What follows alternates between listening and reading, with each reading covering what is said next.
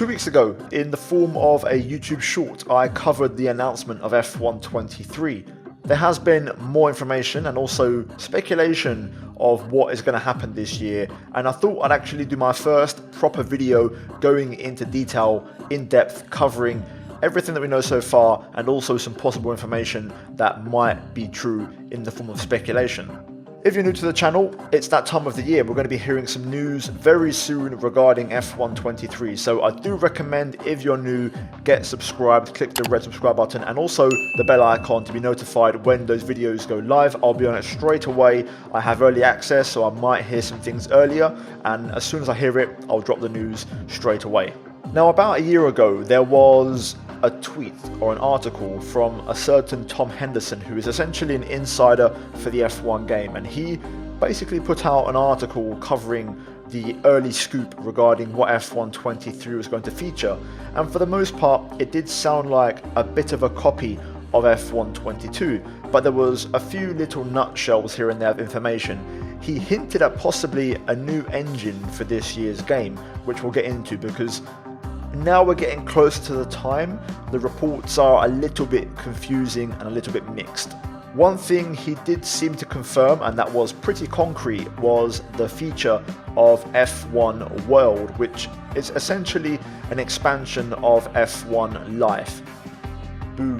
Literally nobody cares about that, let's be honest. No one cares for, sofas, cushions, flooring, wall tiles, all that stuff, but alas, we'll talk about that in another video. I don't really want to waste time with that stuff. Another thing he mentioned, which essentially I think is confirmed and makes sense because of the timing, is that Breaking Point, or a story mode, is coming back this year. So as we've heard in the past, the story mode aspect of F1 games runs on a 2-year cycle. So the last time we saw this was in 21, this year 23. We should see it again in some way, shape or form, whether that's Breaking Point 2.0 or a brand new story mode, who knows, but we're going to see something this year. Now, going back to my previous point regarding the engine, originally it was hinted at in the article by Tom that possibly Frostbite could be the engine, which is what most EA games runs on. It now seems like that may not be the case, because F1 23 has been listed in the store for PC on Steam, also Xbox, on the Ego engine, so things aren't what maybe the first reports were.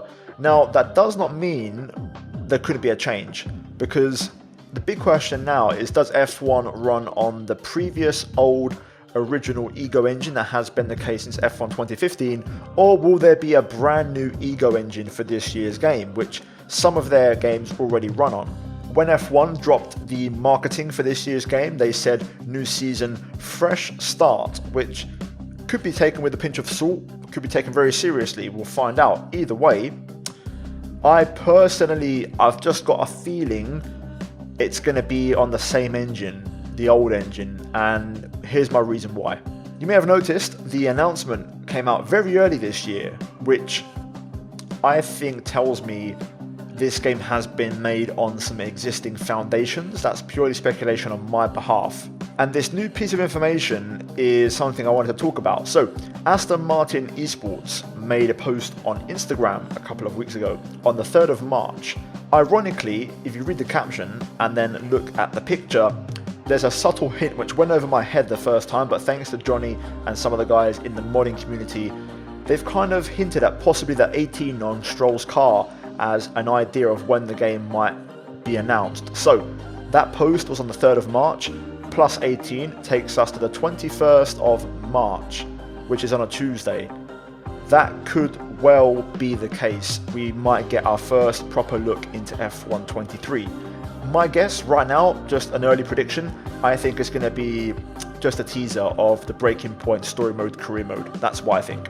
One final clue that I think also tells me this game is being developed on the existing engine and also kind of built on the previous F1 22 game is the fact that we got the F1 23 Alfa Romeo C42 kind of exclusive a couple of weeks back to play in-game in time trial. The car is the actual Alfa Romeo. It's not a livery, it's the full finished product.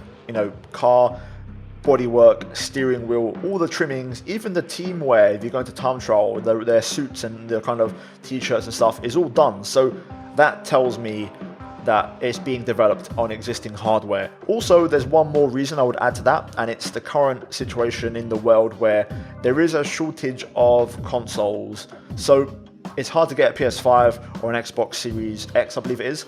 So things are getting better now, but it's taken a few years to kind of get to that point where it's becoming a bit more of the norm. So I think one more year where they make a game on both generations is probably the best option for EA in terms of, obviously making profit before making a jump to exclusively being on next-gen consoles.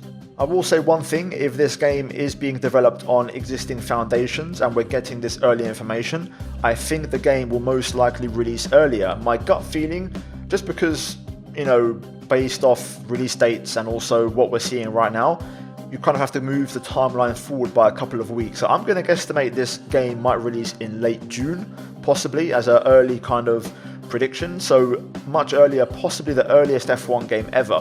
Now, with that said, I've covered F1 World Life, whatever you want to call it, the story mode Breaking Point 2.0, and then possibly the early release date thanks to some cryptic clues from Aston Martin.